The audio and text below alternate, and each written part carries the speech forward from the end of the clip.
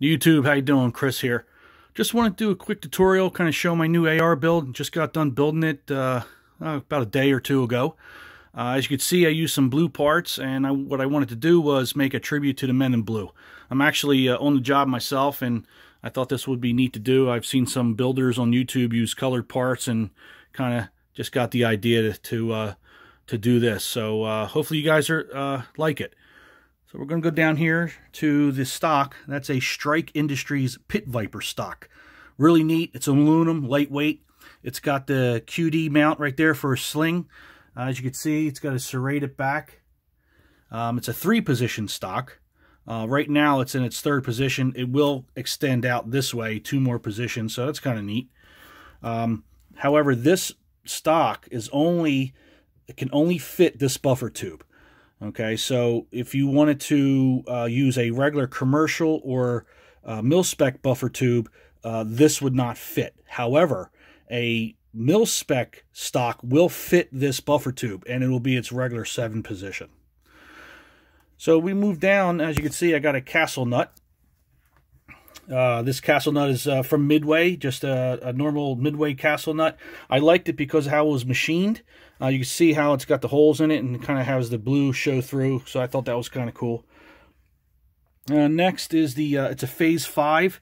It's a sloped quick disconnect end plate. They call it the SQD EP. So as you can see, it is sloped. It's Phase 5, and of course it has another quick disconnect for a sling. Let's move down. You see right here, Strike Industries. It is a takedown pin. I liked it, of course, because of blue. It's blue anodized, and on the other side of it, it actually protrudes just a little bit, so you can actually use your finger to push it out and to have the gun either take it apart or pivot. So I like that. You don't really need to use a bullet or a punch or anything like that. So that was a little nice addition. Let's see, next right here, a safety. It's ambidextrous, of course. That's made by UTG.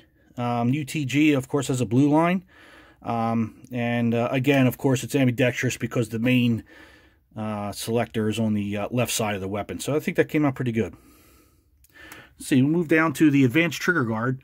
That came out pretty good. See if I can get a little picture of it for you. That came out pretty good. As you can see, it's got a pretty deep well on it. You know, you put a gloved finger in there. It's what it's really used for. But that came out nice. Let's see, next, right there, that's a Phase 5 magazine release button. I like the serrations on there. It kind of grabs your finger. So that came out pretty well. Let's see, right above it, as you can see, is the cantilever scope mount. That's also made by UTG. I like how they also machined it right here with these holes. Not only is it aesthetically pleasing, but they did that to decrease weight. So very light, very light. On there right now is just a Bushnell scope. Nothing to write home about. It's a good scope, but I am going to be replacing that with a Vortex scope when that comes in. Now, if you look here, that is a side charging handle. It's screwed directly into the bolt. This whole upper is made by Bear Creek Arsenal. I saw their upper at a show one time, and I was pretty intrigued with it. So they had a pretty good deal on their website, so I went ahead and bought it. Now, after putting it together, I still like the upper, don't get me wrong, but it is a little inconvenient, because if you want to take out your bolt and clean it, this has to come off. It's not hard to take off, but the threads are maybe a little less than maybe 1/4 of an inch into the bolt. And if you keep taking it on and off, I'm going to guess that maybe the threads can get either marred or maybe strip it out. I don't know. I guess it just depends on, you know, how good you are putting it on and off and how careful you are. This is ambidextrous. I can take it off and put it on the other side if I wanted to. This has to come off for you to take the bolt out, along with this screw right here. This screw, as you can see, it's loose. But that will definitely have to come off so you can get the bolt out. Let's see, and of course you have the Strike Industries right here. Pivot pin. That came out really nice. I like how they have their symbol on there. But again, it protrudes on the other side just a little bit, and this way you can just use your finger to push it out. And as we move down, last, I guess, Right here is a Phase 5. It's a mini hand stop. It's M-LOK. So that came out pretty good. So, and it's sitting on here. It's sitting on my workbench here. It's sitting on a Wheeler Delta Series bench block or bench vise, whatever you want to call it.